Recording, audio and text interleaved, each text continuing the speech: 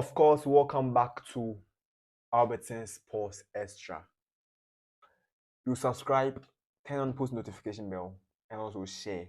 It's another beautiful day the Lord has made. We are going to have another football conversation. The transfers always are heated. A lot of stories are barging in. We are going to talk about them. But the headline story for today is from Real Madrid. And of course, we'll be starting from Real Madrid. Carlo Ancelotti, officially, Real Madrid has announced they are going to part ways with the Italian tactician.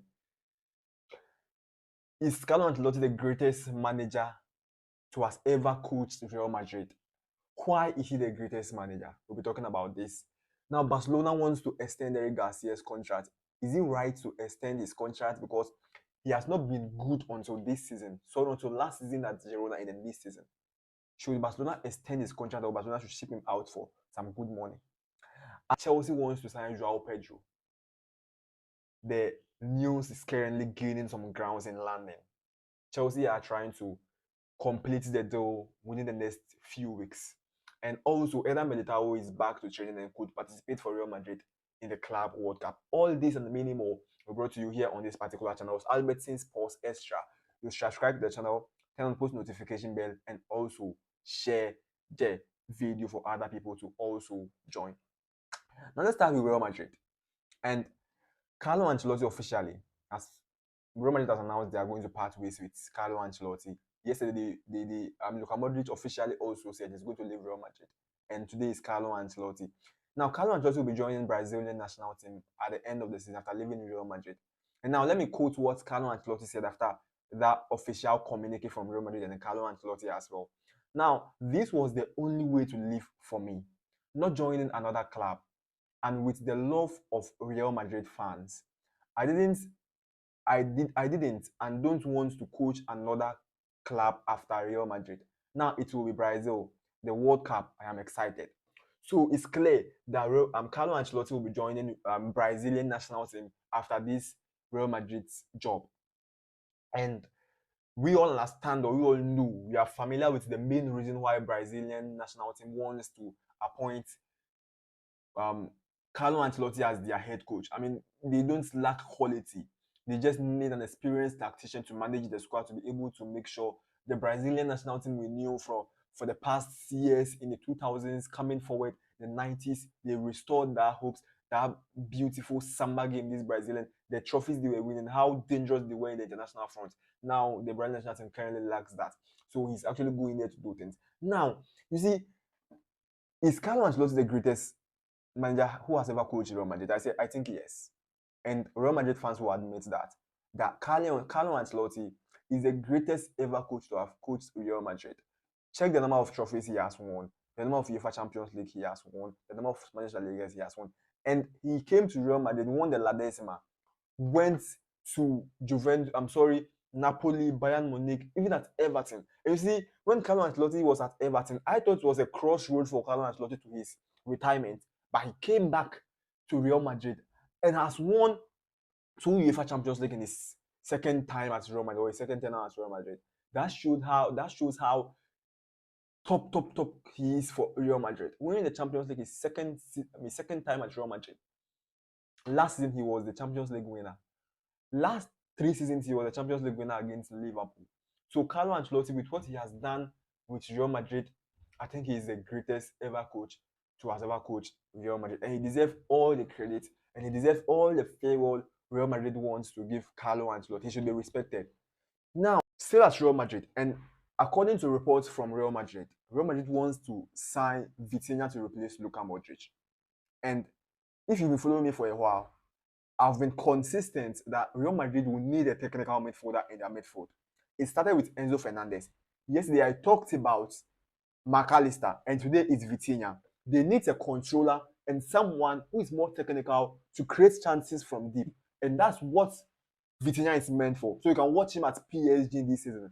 He's one of the best controllers of the game. He's one of the best technically gifted players in the game at the moment. So Real Madrid is trying to sign Vitinha in the midfield of Real Madrid to replace Luka Modric. It's actually a good signing. And then if Real Madrid are able to complete or are able to sanction that deal, will be a very, very addition to that particular Real Madrid midfield. Now, still at Real Madrid again. Eder Militao is back to group training as his recovery process is, on course, and is likely to be part of the squad the Madrid team will use in playing the FIFA Club World Cup. Eder Militao is one particular player after winning the Champions League last 2 seasons against Liverpool. His last 3 seasons against Liverpool, he hasn't been free from injuries. Anytime he has been facing a lot of injury situations, which has been very terrible and has affected his career. We all saw Eder Militao and then David Alaba's partnership in that Champions League winning season against Liverpool. How formidable and how understanding, how the chemistry was very solid, how their partnership was very fantastic in that particular season. But after that, it has been unfortunate for those two players. Both Eder Militao and then David Alaba has been suffering from injuries, and then they've not been consistent. Now it has given opportunities to Antonio Rudiger and then now Bravo Asensio. But a good news for Xabi Alonso and then Eder Militao going to be available to in this Real Madrid squad going forward into the Club World Cup. Now let's move to their rivals, FC Barcelona, and we'll be starting with Lamine Yamal. Yesterday, I said Barca wants to extend Lamine Yamal's contract, and his agent, O.A. Mendes, said nothing is going to stop that contract extension of Lamine Yamal. Now, I've gotten the contract details or the terms they've agreed for Lamine Yamal's contract. Yes, the agreements they've had concerning Lamine Yamal's contract extension. So Lamine Yamal will renew his contract until 2030.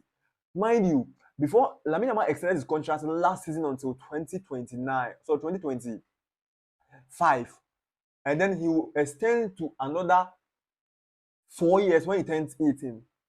But Barcelona wanted to review that particular contract because they felt like he's one of the most important players in this Barcelona squad, and therefore he need a pay rise. And then they are trying to review. And after the review, he will extend his contract until 2030, and then receive 9 million euro per year for the beginning. So for the first year, after he turns 18 and he will extend his contract in June, he will first receive 9 million euros for his first year. And then going forward, it will be increasing. So it will increase to 18 million euros a year in Barcelona. That's what Lamine Yamal's contract entails. So that's the agreement they had. Now, still at Barcelona, Ansu Fati has been one player Barcelona wants to offload. And when Ansu Fati broke into the scene for FC Barcelona, he was one of the best prospects in the game at that time. And then people were thinking he's actually going to replace Messi when Messi leaves Barcelona. And then he inherited Messi's number 10 after Messi left. But it has been very bad for him and very unfortunate for him that because of injuries, we've not been able to see the best out of Ansu Fati. No one can deny the prospect and talent of Ansu Fati when he's playing the game or when he's just standing there to identify the talent. Or no one can convince me Ansu Fati is not talented. But with this injury crisis and then based on those particular issues, he hasn't been able to recover to his best form, and now he's not more important to Hansi Flick and then the Barcelona projects at the moment. So they would like to offload him. And then AS Monaco has shown interest in signing Ansu Fati. I think it's actually going to be a good deal for Ansu Fati because going to AS Roma, the expectations are not too huge. So you get enough opportunity, you get enough freedom to try to get back to your best form. I don't think AS Monaco is a bad team. They actually, anytime they are competing for top 4 for a title in the French League A, and anytime you see AS Monaco playing in the UEFA Champions League, this season they played in the UEFA Champions League, and next season they're actually going to play in the UEFA Champions League once again. So playing for AS Monaco is not degraded too much based on his level at the moment. It's a good deal for Ansu Fati to redeem himself because no one can dispute the fact that he's a very good player. Now enough of the Spain stories. Let's move to England. No, but I have one story. Yes, Eric Garcia. Barcelona are planning to extend Eric Garcia's contract. They've already extended Hansi Flick, who is the coach. Rafinha extended yesterday. Lamine Yamal will extend when he's 18. Now they want to extend Eric Garcia's contract. Now Eric Garcia played on loan last season for Girona and he was very good at Girona. He came to Barcelona this season. Initially, he didn't start well. Marc Bernal was playing in the midfield and his backup was Marc Casado. So Marc Bernal got injured Marc Casado filled in perfectly, but they needed someone to complement the effort of Marc Casado. Boom, Eric Garcia came in and he has been very good for Barcelona this season. Me, I was not a fan of Eric Garcia, but this time, me, if you tell me that between Eric Garcia and Ronald Araujo, who should Barca offload, I'll stick my neck out that offload Araujo and maintain Eric Garcia. That's it. So it's good Barcelona wants to extend Eric Garcia's contract. At least you need quality players at the bench. When things are difficult, they will come back and then they will come and then change things from the bench. Now let's move on to England. And we're starting with Chelsea. Yesterday I said Chelsea are preparing a bid of 50 million euros for Joao Pedro from Brighton and Hove Albion. It was just a rumor yesterday, but the story is currently gaining ground, a lot of grounds in London. So now, Brighton are demanding from 60 to 70 million euros for Joao Pedro, but Chelsea are willing to submit a first bid of 60 million for Joao Pedro. Me, you know my stance already. Yesterday I said Joao Pedro is not a striker Chelsea should spend 70 or 60 million on. If that same amount of money can sign a top striker, that will be at the level of Chelsea, like Victor Osimhen. So me, I am not in support of that particular deal. Now to Manchester United. Rasmus Højlund. Yes, Manchester United are willing to offload Rasmus Højlund. And their price tag is 50 to 55 million euros. And the question I ask is, who sign Rasmus Højlund for 50 to 55 million euros? Who? Which club? According to reports, Juventus are interested in signing him. But will Juventus spend that amount of money on Rasmus Højlund? A club that already have Dusan Vlahovic. Alright, so Manchester United would like to offload him. And then Alejandro Garnacho would also like to leave Real Madrid. And the chances of him leaving are actually high. So that's from Manchester United. Now, lastly, at Manchester City. And Tino Livramento is Manchester City's number one target for the right back. You know, Kyle Walker is currently playing on loan at AC Milan. And Pep Guardiola was asked today as to whether Kyle Walker will be available for Manchester City in playing the FIFA Club World Cup. He said no. So that means Pep Guardiola is actually not counting on Kyle Walker in Manchester City. So he's not planning his future. He's not planning next season with Kyle Walker. That means Kyle Walker is not going to be part of the Manchester City squad next season. And therefore, they will need a right back to occupy that particular position. Yes, Nico O'Reilly, Rico Lewis, Matheus Nunes are playing there. Kosanov can play there, but these players cannot compete at the highest level for Manchester City. And that has been part of the reason why Manchester City struggled this season. So Livramento for Newcastle United hasn't been bad. It's actually a good potential. 23 years, it can give Manchester City, some more years, and then with Pep Guardiola, he can improve certain players, and then I think it will be a good deal for Manchester City going in for a certain young chap for that particular position. Now, don't forget to subscribe to the channel again. Albertine Sports Extra.